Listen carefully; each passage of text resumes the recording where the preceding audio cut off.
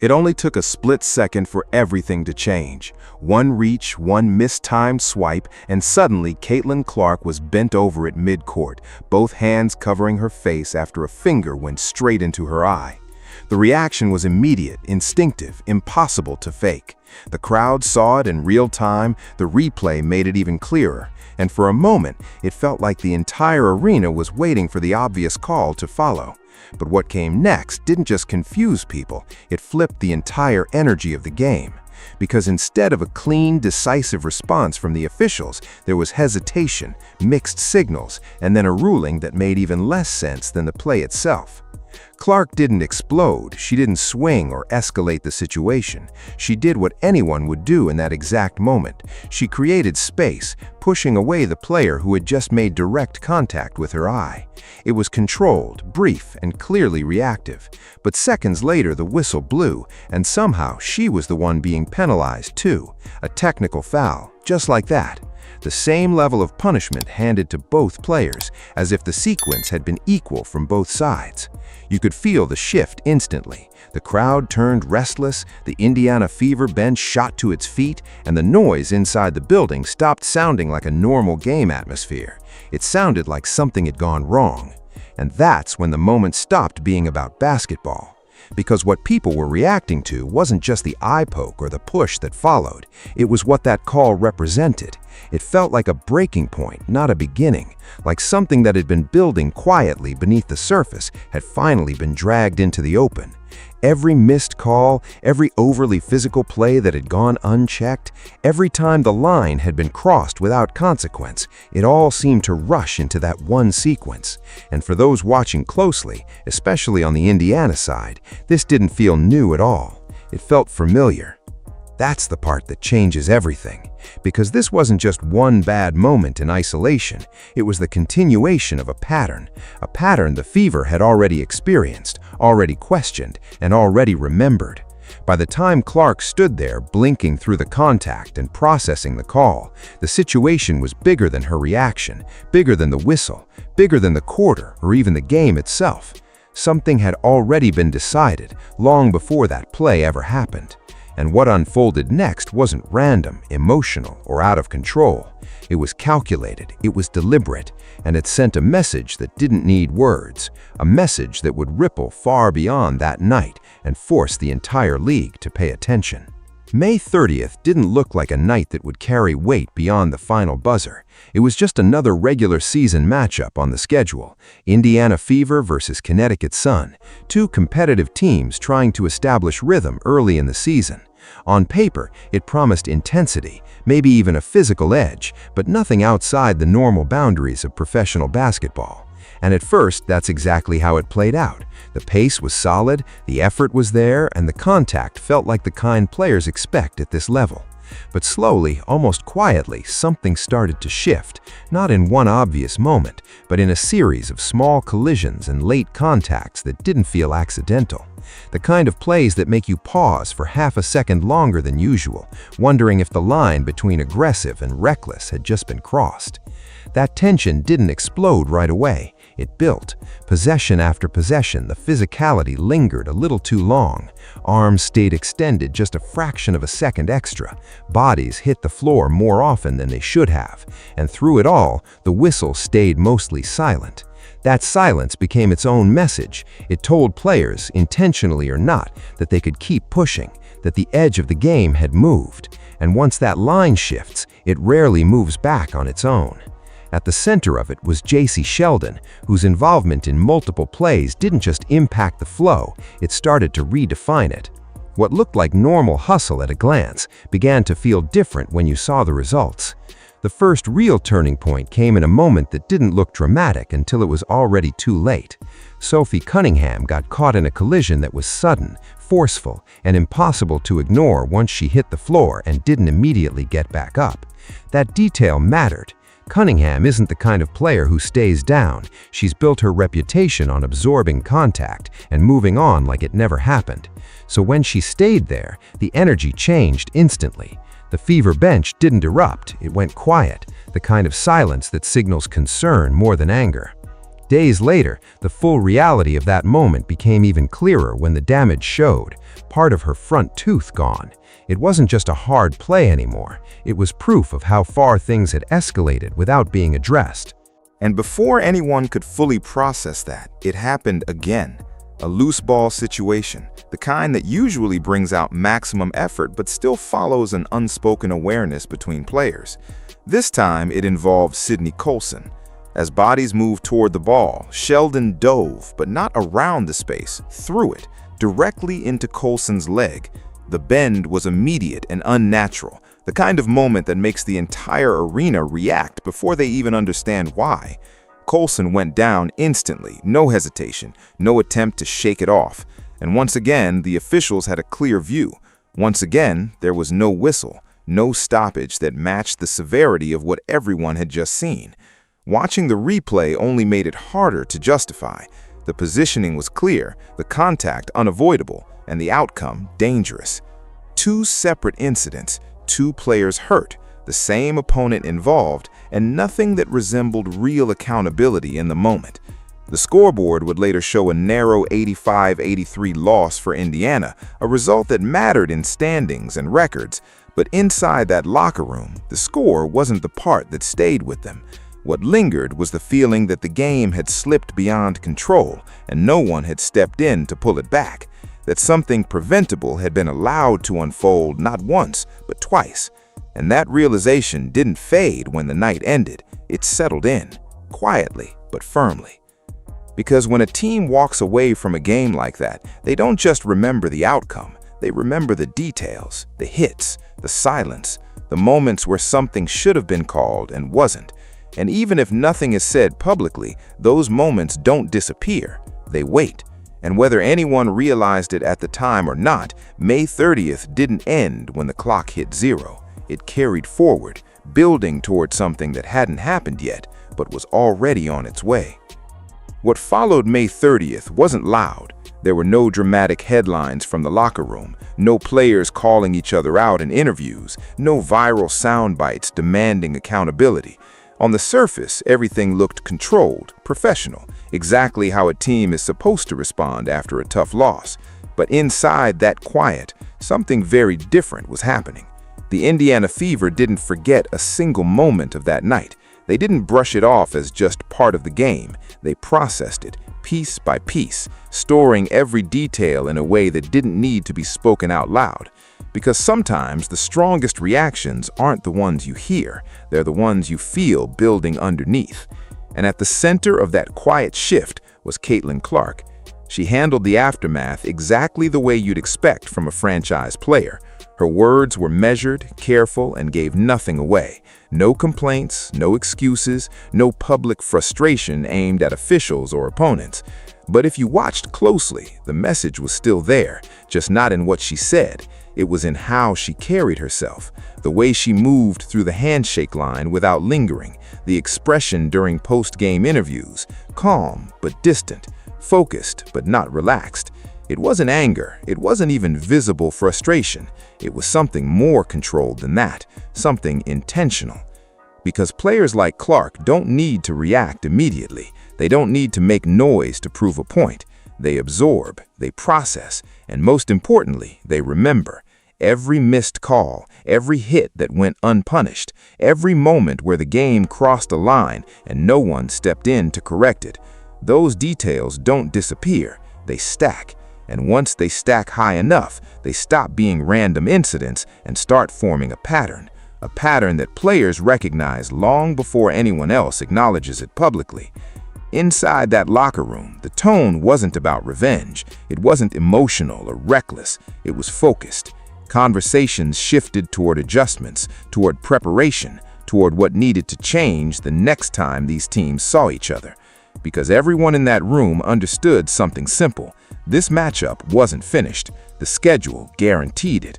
And when that rematch came, it wouldn't carry the same energy as a typical regular season game. It would carry memory. It would carry context. It would carry everything that May 30th left unresolved. And that's what made the silence so important. Because silence like that isn't passive, it's deliberate. It's the kind of silence that comes before something shifts. No warnings to the outside world, no signals to opponents, just a team locking in, tightening focus, and waiting for the next opportunity. And whether anyone else was paying attention or not, that next date was already circled, not publicly, not dramatically, but internally, clearly. June 17th wasn't just another game on the calendar. It was the moment everything that had been held back finally had a chance to surface. Long before any of this spilled onto a WNBA court, the tension already had roots. The matchups between Clark and Jacy Sheldon didn't begin under bright professional lights. They were built in packed college gyms where every possession felt personal.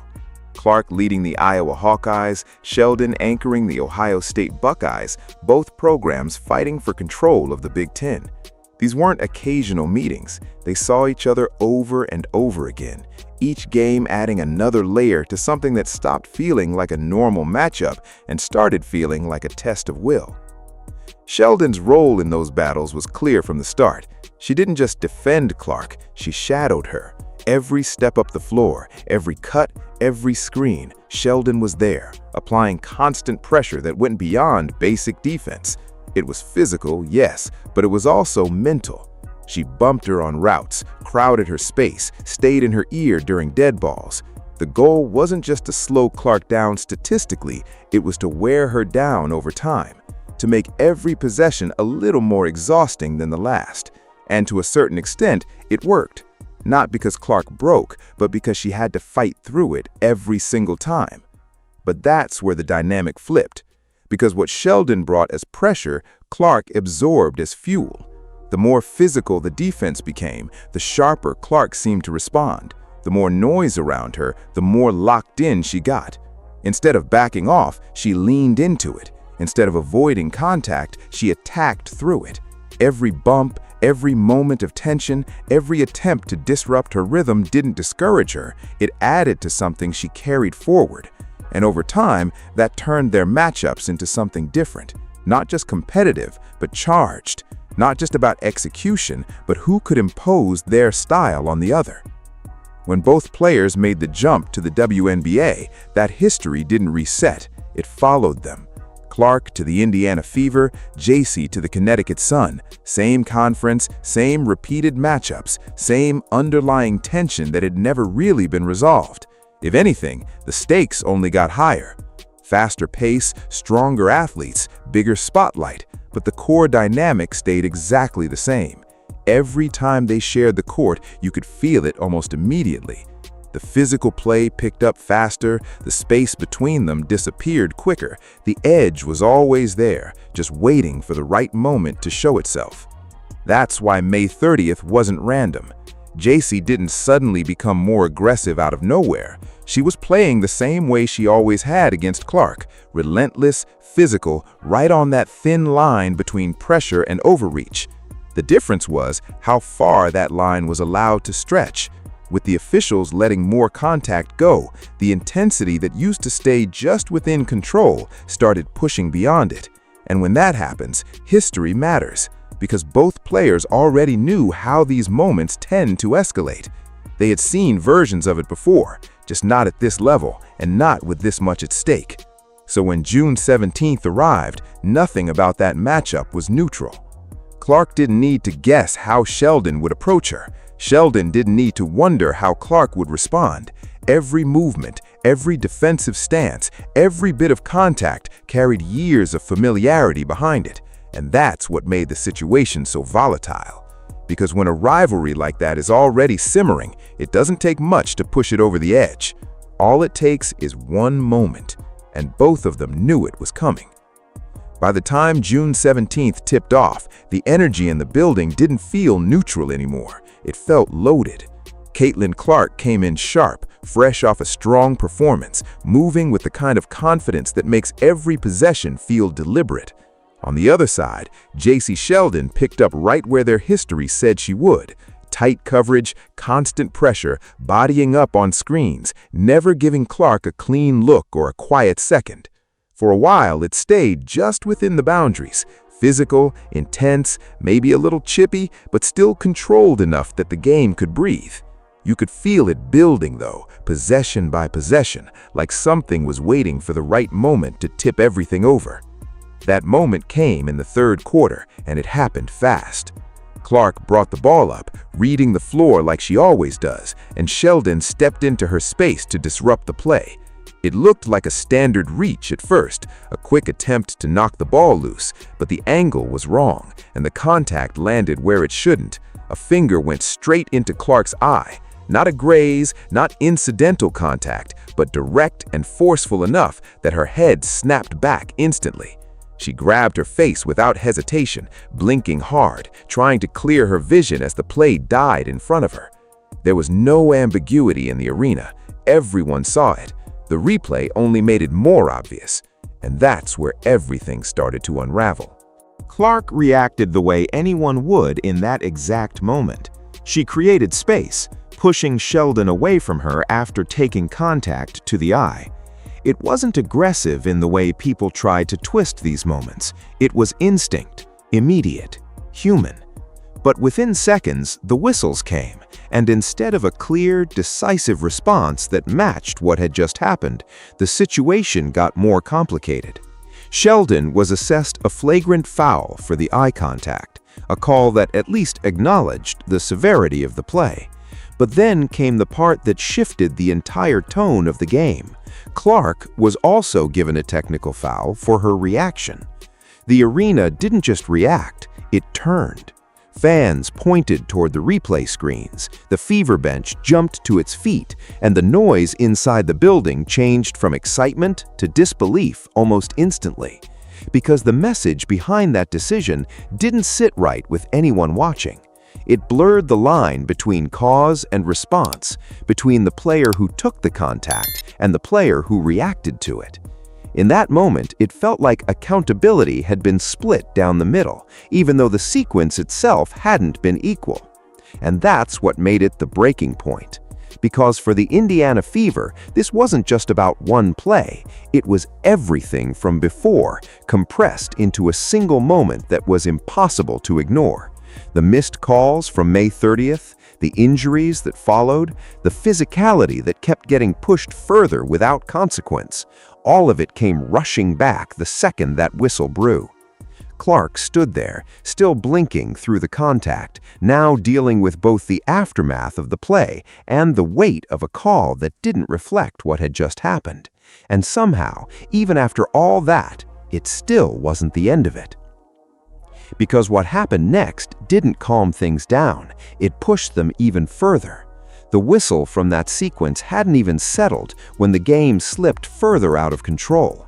Caitlin Clark was still blinking through the contact, still processing the technical, when the next moment hit without warning. There was no active play developing, no scramble for a loose ball, no reason for sudden contact in open space. And yet, out of nowhere, Marina Mabrey caught across the court and drove her shoulder straight into Clark, sending her backward to the floor. It wasn't subtle, and it wasn't something that needed slow motion to understand. Everyone in the building saw it in real time, and for a split second, the entire arena froze in disbelief before the reaction exploded. The Indiana Fever bench erupted instantly. Players were on their feet, pointing, shouting, demanding an explanation that didn't seem like it should even be necessary. On the sideline, head coach Stephanie White was already moving, her frustration no longer contained to conversations with officials. She had been warning them since early in the game that things were getting too loose, too physical, too close to crossing a line that couldn't be pulled back. And now, right in front of her, that line had been crossed again. Not during a chaotic play, but in a moment where nothing was even happening. The officials went to the monitor, and for a brief stretch, it felt like the game was holding its breath. Multiple angles rolled, the sequence replayed over and over, and the expectation inside the arena was simple. This would be the moment where control was re-established, a clear decision, a strong response, something that matched what everyone had just seen. But when the ruling came in, it didn't bring clarity, it brought even more confusion. A technical foul on Mabrey. That was it. The same level of punishment Clark had just received for reacting to a finger in her eye. You could feel the shift immediately. Not just frustration, but something deeper. The sense that the game no longer had a consistent standard. Because now it wasn't just one questionable decision, it was a pattern forming in real time. The eye poke and technical, the body check and matching punishment, each moment stacking on top of the last, reinforcing the same message, whether intended or not. And for Indiana, that message was clear. If something crossed the line, they couldn't rely on it being handled. After the game, Stephanie White didn't try to soften it. She pointed directly at what had been building, not just in that matchup, but across multiple games. The physicality wasn't the issue on its own. It was how far it was being allowed to go without correction. The difference between competitive and dangerous had started to blur. And when that happens, players notice before anyone else does. They feel it in every possession, every collision, every moment where a whistle doesn't come when it should. By that point, the situation had moved past frustration. It had turned into something else entirely.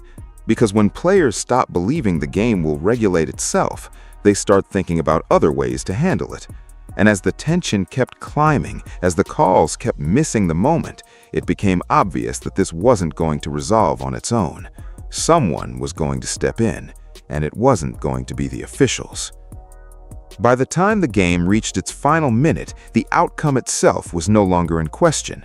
The Indiana Fever had control of the scoreboard, the pace had slowed, and under normal circumstances, both teams would have been thinking about getting through the last possessions without incident. That's how these moments usually play out. Low risk, minimal contact, everyone mentally shifting toward the locker room. But this game had stopped following normal rules a long time ago. Because while the clock was winding down, something else hadn't. The tension from earlier, the missed calls, the plays that crossed the line, all of it was still sitting there, unresolved. And Sophie Cunningham hadn't forgotten a second of it. She had lived through May 30th. She had felt the contact, seen the aftermath, and carried that memory into this rematch.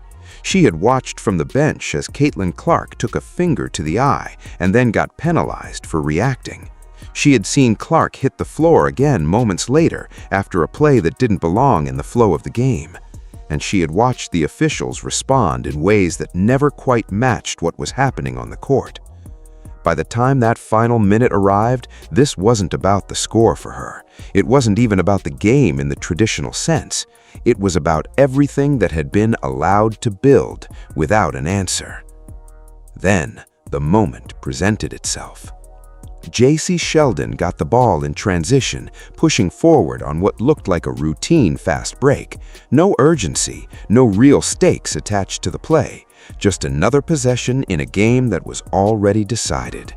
But Cunningham was right there beside her, step for step, reading it unfold. And in that split second, before Sheldon could fully commit to the finish, Cunningham made a choice.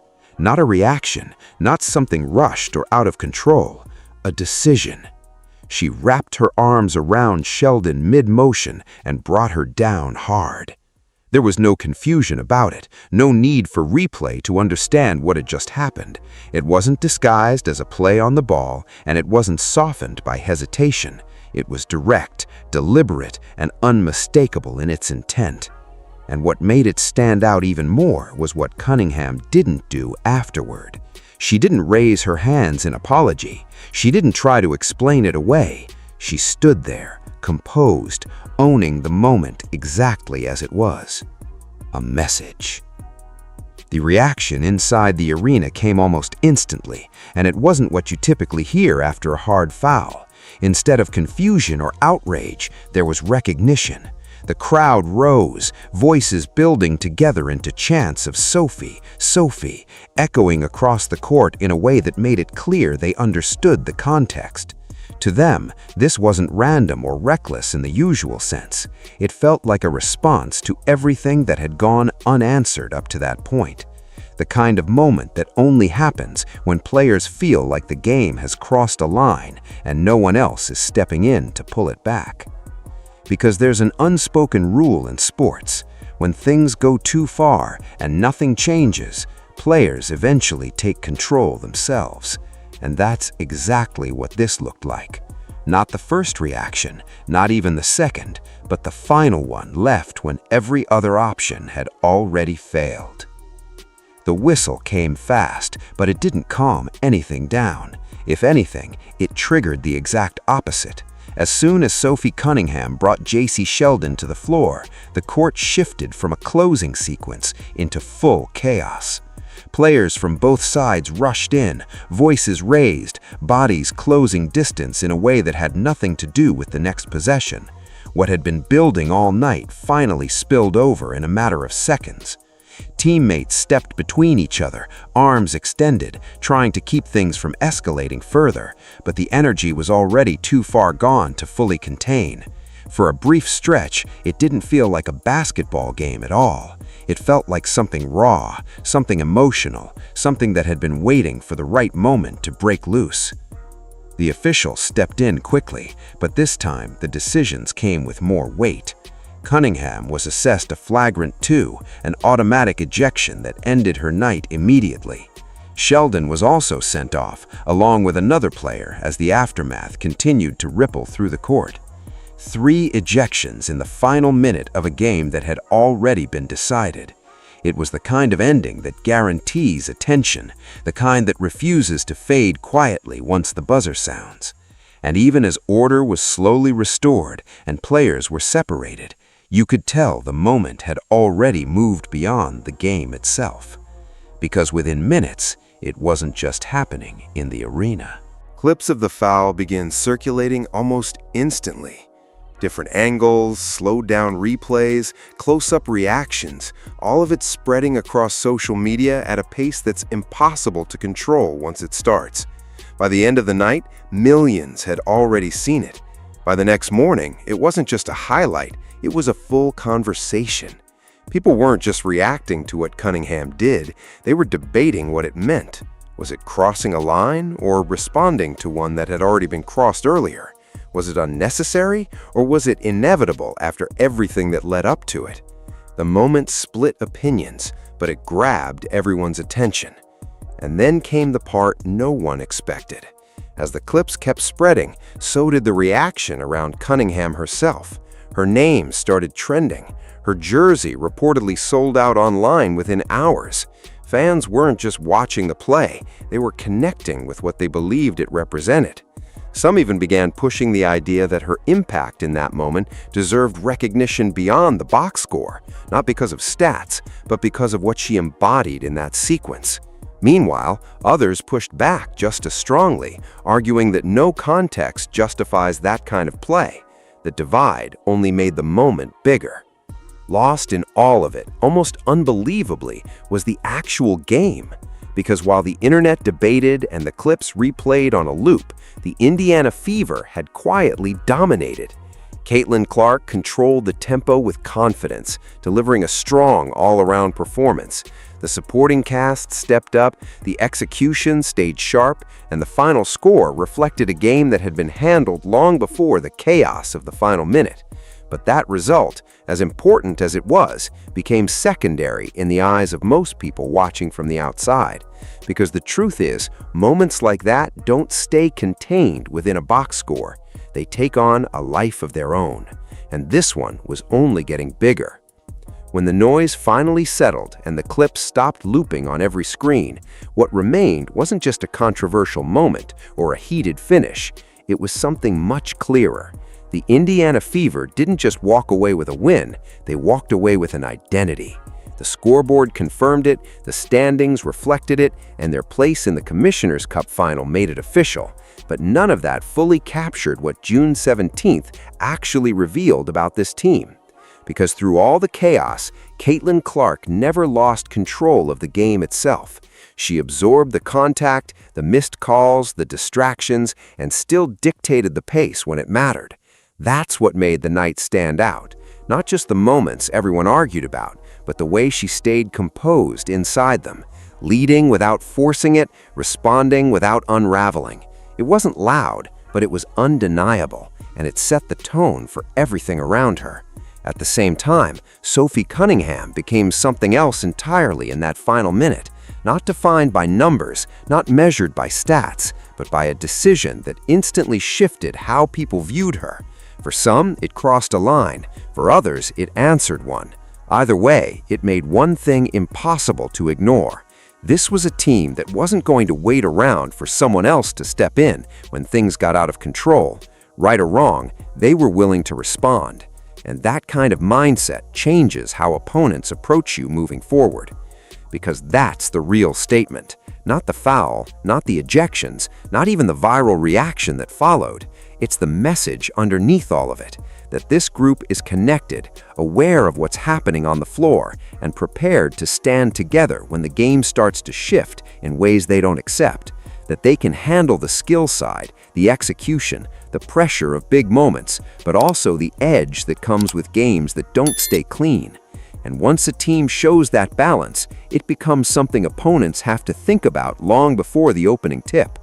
Now they're heading into a bigger stage, with more at stake and more eyes watching. And if this is how they respond when pushed to the limit, it raises a bigger question no one can ignore. What happens when the stakes get even higher?